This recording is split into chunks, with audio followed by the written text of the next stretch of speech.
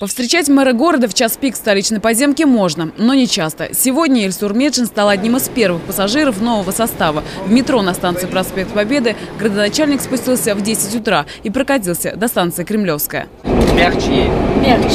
Новый состав назвали «Русич». В Казани эти 3 вагона привезли еще 2 недели назад, но официально запустили лишь сегодня. Электропоезд на 5 метров длиннее своих собратьев, а значит и заметно вместительнее. Прокатиться с ветерком в нем смогут на 100 человек больше.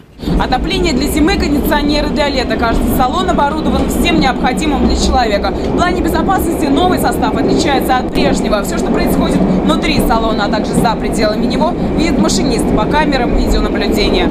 Напомним, с открытием станции Козья Слобода пассажиропоток казанской подземки увеличился вдвое. Каждый день услугами метрополитена пользуются около 70 тысяч человек. Вагон классный, новый, и можно очень удобно пройти в следующий вагон. Лично я очень довольна. Стало немножко неудобно, потому что раньше мы ездили до Тука и было очень пустое метро, теперь чувствуется, что востребовано. Вот сейчас только обсуждали, что вечером едем, когда уже на платформе на Тукае стоять очень тяжело. Скорость передвижения у нового и старых составов одинакова. Полный рейс поезда проходит за 39 минут, а изготавливают «Русичи» в подмосковном городе Мытищи. И 6 лет эти машины используют в московской подземке.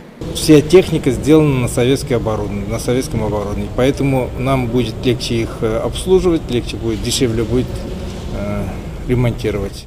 Следующий этап строительства 3 станций – это Московская, Восстание и Заводская, чтобы мы, шагнув в заречье на Козью Слободу, дальше дошли уже до авиастроительного района.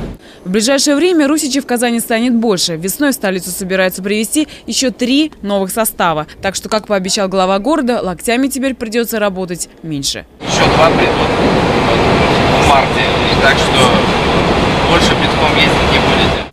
Лиана Сайфульна, Андрей Центальцев, столица.